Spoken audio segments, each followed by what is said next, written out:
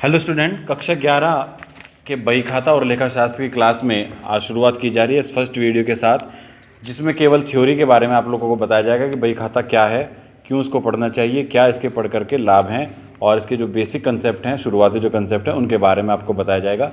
Accounting पूरी तरीके से एक प्रैक्टिकल सब्जेक्ट है, पूरी तरीके से इसमें प्रैक्टिकल आप लोगों के सामने आएंगे। और प्रैक्टिकल सब्जेक्ट के बारे में जैसा आपको पता है कि जब तक प्रैक्टिकल उन चीज़ों को हम लोग नहीं करते हैं, उसके बारे में उसकी थ्योरी भी हम लोग अच्छे से नहीं समझ सकते। वैसे तो हर सब्जेक्ट की अपनी इंपॉर्टेंस है, आप हिंदी, अंग्रेजी, पीसीएम या बायो कुछ भी पढ़ें, हर सब्जेक्ट की कहीं ना कहीं कुछ विशेषता होती हैं। लेकिन अगर आप लोगों ने बही खाता और लेखा शास्त्र अर्थात अकाउंट की फील्ड में जाने का निश्चय लिया है, तो हम लोगों को पता होना चाहिए कि अकाउंट क्यों पढ़ना चाहिए, क्या इसके पढ़ने के पीछे रीज़न है। इसकी शुरुआत हम करते हैं कि अकाउंटिंग की शुरुआत हुई कैसे, कहाँ से अकाउंटिंग की शुरुआत हुई। एक छोटे से एग्जाम्पल से मान करके चलिए, आप या आपके परिवार में किसी व्यक्ति की शॉप है और वो उस दुकान को चला रहे हैं। अब आपको उस दुकान में बैठा दिया गया, ये आपकी शॉप है, इस शॉप में आप बैठे हैं कुछ दिन।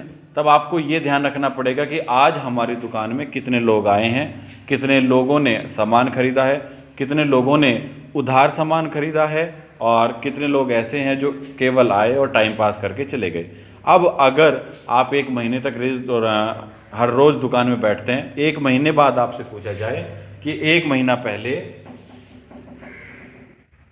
ये जो सज्जन आए थे, इन्होंने कुछ उधार सामान खरीदा था, कितने का खरीदा था, आपको हो सकता है याद आ जाए कि उस समय इन्होंने 100 रुपये का उधार सामान खरीदा था। लेकिन अगर हर रोज़ हमारी दुकान में 8-10 आदमी आते हैं, उधार खरीदते हैं, कुछ नकद खरीदते हैं, कुछ उधार को वापस दे जाते हैं, क्या हम उसको हमेशा के लिए याद रख सकते हैं? नहीं याद रख सकते हैं। यहाँ पर ज़रूरत पड़ती है अकाउंटिंग की।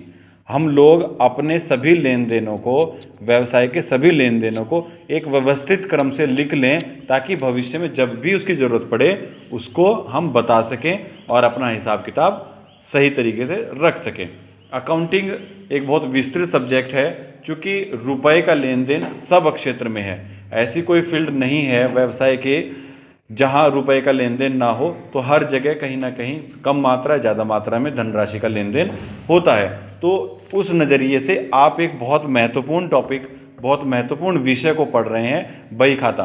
क्योंकि व्यापार, बिजनेस हमारे चारों तरफ इस तरह फैल चुका है कि कोई भी एक्टिविटी इस तरह हम लोगों से छुट्टी नहीं है जहाँ सर्विस या मनी का ट्रांजैक्शन लेन देन ना हो। भले वो बैंकिंग है, दुकान, प्रतिष्ठान, कुछ भी वो मान सकते हैं। अब बही खाता और लेखा शास्त्र की शुरुआत इस प्रकार हुई। पहले व्यापार छोटे स्तर पर हुआ करता था। व्यापारी उन लेन देनों को बड़े आराम से, आसानी तरीके से नोट कर सकते थे। लेकिन जैसे जैसे समय बढ़ता गया, हमारे लेन देन, हमारा व्यवसाय, हमारा बिजनेस भी उसी तरीके से बढ़ता चला गया। अब बढ़े हुए व्यवसाय में हर चीज़ों को याद रखना किसी भी व्यवसायी के लिए संभव नहीं है। तो अकाउंटिंग की जो शुरुआत है, अकाउंटिंग का जो इंट्रोडक्शन, जैसा आप यहाँ डिस्प्ले में देख भी रहे हैं, हम लोगों को देखते हैं कि व्यवसाय कैसे शुरू हुआ। ये हमारे थ्योरी के प्रश्न भी हैं कि अकाउंटिंग क्या है, लेखा शास्त्र क्या है, वो यही डिस्प्ले में आप लोगों के सामने आता जाएगा। अकाउंटिंग में कुछ कंसेप्ट हैं, उन कंसेप्ट के बारे में हम इसमें लेसन 1 और लेसन 2 दोनों के बारे में पढ़ेंगे। जो शुरुआत है लेसन की, देखते हैं कि अकाउंटिंग जो लेखा शास्त्र है वो होता क्यों है, क्या इसके ऑब्जेक्ट हैं, क्या इसके उद्देश्य हैं, हम अकाउंटिंग पढ़ते क्यों हैं और इसके पीछे उद्देश्य क्या हैं। तो सबसे पहले, अभी जैसे मैंने एक एग्जांपल देकर के आपको बताया, सबसे पहले हम लोगों को ये पता होना चाहिए कि हम अपना लेन देन का हिसाब किस तरीके से रखें। कितने लोग हमारे प्रतिष्ठान में आते हैं, हमारी दुकान में आते हैं, क्या वो सामान खरीदते हैं, कितना खरीदते हैं, उधार खरीदते हैं, नकद खरीदते हैं, उनको कोई छूट दी जाती है, नहीं दी जाती, जब वो सामान वापस भी करते हैं उसका कुछ हिस्सा या नहीं करते हैं, और क्या वो पूरी धनराशि दे देते हैं या कुछ धनराशि रोक करके चलते हैं। इन सब चीज़ों के बारे में हम लोग अकाउंटिंग में हिसाब रखते हैं। सबसे शुरुआती जो हमारा अकाउंटिंग का कार्य है वो है हिसाब रखना। इसके बाद जब हमने हिसाब रख लिया, तो कुछ समय के बाद, 1 महीने बाद, 6 महीने बाद या 1 साल के बाद, हम लोगों का लक्ष्य होता है कि हमें ये पता लग जाए कि ये जो दुकान या प्रतिष्ठान आपने की है, जिसमें कुछ लोग सामान खरीदने और बेचने के लिए हम लोग लगे हैं, इसमें लाभ हो रहा है या घर से ही पैसे लगाए जा रहे हैं। तो दूसरा मेन ऑब्जेक्ट है लाभ और हानि का पता लगाना। लाभ हानि का पता लगाना सबसे जरूरी चीज है। हमें यह पता होना चाहिए कि एक फाइनेंशियल ईयर में प्रॉफिट हो रहा है या लॉस हो रहा है, क्या हम लाभ के लिए काम कर रहे हैं या हानि के लिए काम कर रहे हैं। उसके बाद अगला इंपॉर्टेंट टॉपिक है वित्तीय स्थिति का पता लगाना। वित्तीय स्थिति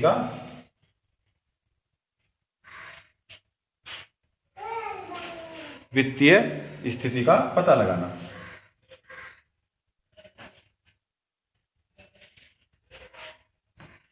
वित्तीय स्थिति का पता लगाने का अर्थ हमारा ये है कि हमें ये पता होना चाहिए कि हमारे व्यवसाय में कितनी पूंजी लगाने के बाद कितनी हमने संपत्तियां एकत्र की हैं, कितने हम लोगों के दायित्व हैं और संपत्ति दायित्व के बीच में बैलेंस कितना बना हुआ है, हमारा जो लाभ है वो बढ़ती हुई कंडीशन में है या एक जगह फिक्स चल रहा है।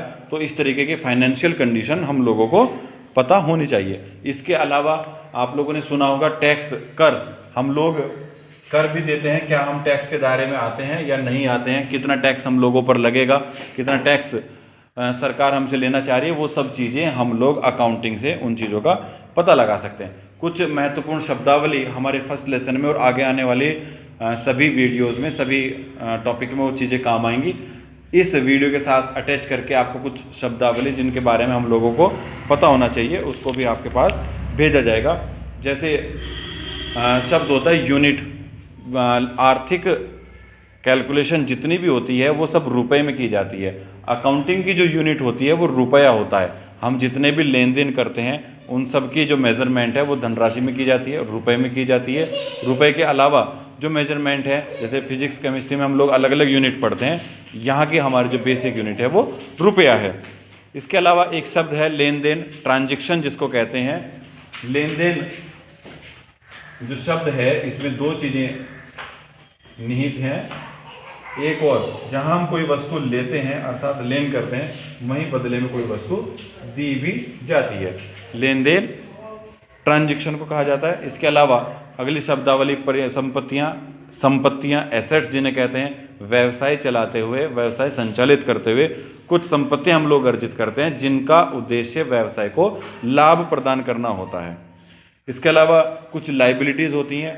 जैसे आप आगे बढ़ेंगे, अकाउंटिंग में आगे बढ़ेंगे तो संपत्तियाँ क्या है, लाइबिलिटीज़ क्या है, इन सब चीज़ों के बारे में हम लोग पढ़ेंगे। पूंजी क्या है, हालांकि एक शॉर्ट डिटेल यहाँ डिस्प्ले में आपके पास आ रही है। एज ए थ्योरी आप इन चीज़ों को नोट करेंगे। देखिए, मैंने जैसे पहले भी बताया था, अकाउंटिंग पूरी तरीके से एक प्रैक्टिकल सब्जेक्ट है। समझे, आपको साइकिल चलानी सीखनी है तो इसके दो तरीके हो सकते हैं। पहला तरीका यह है कि आपको एक किताब दे दी जाए कि आप इस किताब को पढ़ें और किताब को पढ़ें 20 दिन तक और आप देखें कि उसमें कैसे कैसे लिखा हुआ है, कैसे आप साइकिल को चला सकते हैं। तो क्या आप एक महीना किताब पढ़ करके, केवल थ्योरी पढ़ करके साइकिल चलाना सीख सकते हैं? नहीं। उसके लिए क्या काम करना पड़ेगा, आपको उस साइकिल के पास जाना पड़ेगा। कुछ बार आप गिरें उठें, लेकिन धीरे धीरे 10-15 दिन बाद आप साइकिल चलाना सीख लेंगे। तो जैसे आप साइकिल चलाना सीख लेंगे तो थ्योरी आप बता सकते हैं खुद से भी कि देखो साइकिल किस तरीके से चलती है। आप खुद भी चाहें तो एक किताब साइकिल कैसे चलाएं इस विषय पर लिख सकते हैं, लेकिन हमें उसके प्रैक्टिकल की ओर जाना ही पड़ेगा, हमें उसके प्रैक्टिकल देखने पड़ेंगे। तो जैसे जैसे हम अकाउंटिंग के प्रैक्टिकल्स की ओर रहेंगे, अकाउंट के क्वेश्चंस को हल करके देखेंगे, उसके प्रैक्टिकल एस्पेक्ट में घुसेंगे जा करके, तो हम थ्योरी को आसानी से समझ सकते हैं। नेक्स्ट टॉपिक हम लोगों का आता है जो कि लेसन नंबर 2 में है, अकाउंटिंग के आधार, अकाउंटिंग के एस्पेक्ट क्या हैं, जो थ्योरिकल बेस हैं वो अकाउंटिंग क्या कहलाते हैं। समझे, जैसे आपने कक्षा 10 के गणित में पढ़ा होगा कि पिता की आयु दे रखी है और उसके कुछ कम गुना पुत्र की आयु है। अगर आपके एक आयु दे रखी हो, दूसरी निकालनी हो, तब आप क्या काम करते हैं कि माना पुत्र की आयु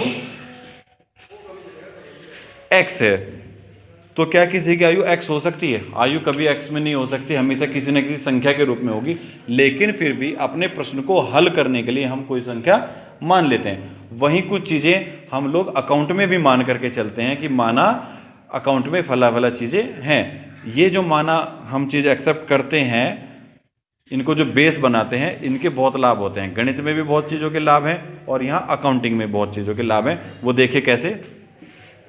आपके सामने एक व्यक्ति है जो कि एक लाला जी हैं। अब इन व्यक्ति का नाम लाला जी है और इनको कोई दुकान चलानी है। अकाउंट कहता है कि अगर कोई भी व्यवसाय शुरू किया जाता है, कोई भी प्रतिष्ठान शुरू किया जाता है, तो उसका एक पृथक अस्तित्व होता है, यानी कि वो एक अलग व्यक्ति बन जाता है। अब लाला जी ने यहाँ जो दुकान शुरू की है, ये एक अलग व्यक्तित्व है, एक अलग पर्सनैलिटी है। देख तो हम केवल लाला जी को सकते हैं, दुकान को नहीं देख सकते क्योंकि वो कोई व्यक्ति नहीं है। लेकिन अकाउंट कहता है कि यहाँ पर लाला जी और ये उनकी दुकान दो अलग अलग पर्सनैलिटी हैं। अब अगर लाला जी कोई दूसरी दुकान भी खोलते हैं कहीं और, तो ये एक अलग पर्सनैलिटी हो गई। अब यहां पर अकाउंट की भाषा में 3 लोग दिखाई दे रहे हैं। एक वो जो व्यवसाय के स्वामी हैं लाला जी, दूसरी पर्सनैलिटी हो गई उनकी दुकान, और तीसरी पर्सनैलिटी हो गई उनकी अन्य दुकान। तो अकाउंट के अकॉर्डिंग जो लेखा शास्त्र कहता है, वो दुकान को या प्रतिष्ठान को या व्यवसाय को उसके स्वामी से अलग मान करके चलता है। हम जो एंट्री करेंगे, हम जो बही खाता लेखा शास्त्र करेंगे, वो हम इस व्यवसाय का करेंगे, ना कि उन लाला जी का करेंगे। अब कोई लाला जी या कोई प्रतिष्ठान के स्वामी व्यवसाय को शुरू करने जा रहा है, तो वो क्या काम करेगा, उसमें कुछ पूंजी लगाएगा, कुछ धन लगाएगा। समझे, इन्होंने 1 लाख रुपए लगा करके व्यवसाय को शुरू किया। अब ये 1 लाख रुपए किसके हैं, इनके रहेंगे, किसके पास, इनके। इनको खर्च या कुछ भी काम कौन करेगा, लाला जी करेंगे। लेकिन अकाउंट कहता है कि लाला जी ने ये 1 लाख रुपए अपनी दुकान को दे दिए, और हम जो एंट्री कर रहे हैं, हम जो बही खाता बना रहे हैं, वो दुकान का बना रहे हैं, ना कि लाला जी का बना रहे हैं। अब एक अकाउंट का स्टूडेंट होने के नाते आप जितने भी काम करेंगे वो इस दुकान के लिए करेंगे, ना कि इनके लिए। अब लाला जी अपने घर में एक टीवी खरीदते हैं, तो आपको दुकान के अकाउंटेंट होने के नाते आपको कोई मतलब नहीं, लाला जी अपने घर कुछ भी करें। लेकिन लाला जी दुकान के लिए एक रेडियो खरीद करके लाते हैं, तो वो दुकान का ट्रांजैक्शन हो गया, हमारे लिए वो अकाउंट की एंट्री होगी, हमारे लिए अकाउंट का काम हो जाएगा।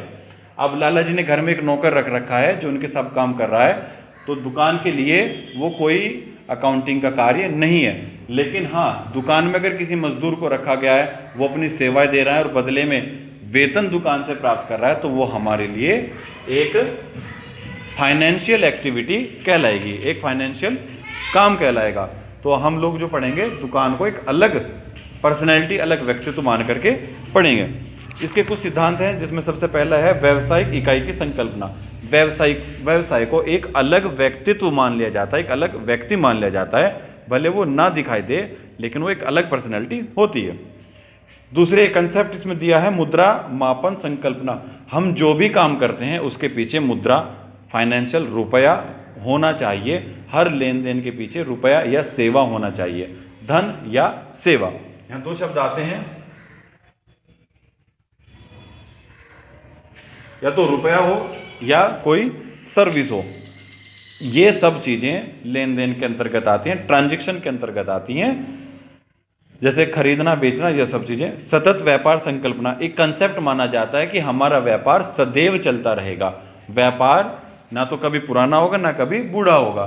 भले व्यवसाय का जो स्वामी है वो बूढ़ा हो जाए, वो व्यवसाय को छोड़ दे, लेकिन हम ये मान करके चलते हैं कि व्यवसाय सदैव निरंतर एक चलने वाला व्यक्ति है, एक ऐसी पर्सनैलिटी है जो सदैव चलता रहेगा।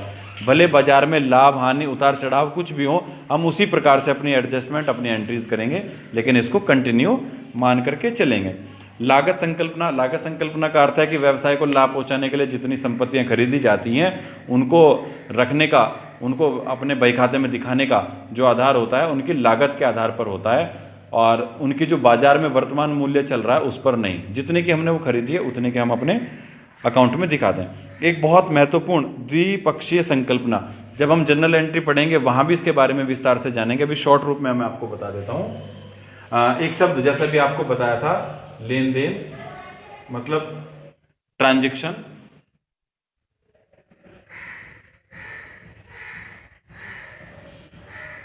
जो भी काम फाइनेंशियल एक्टिविटीज़ में हम लोग करते हैं, उसके दो एस्पेक्ट पर, दो जगह पर उसका प्रभाव पड़ता है।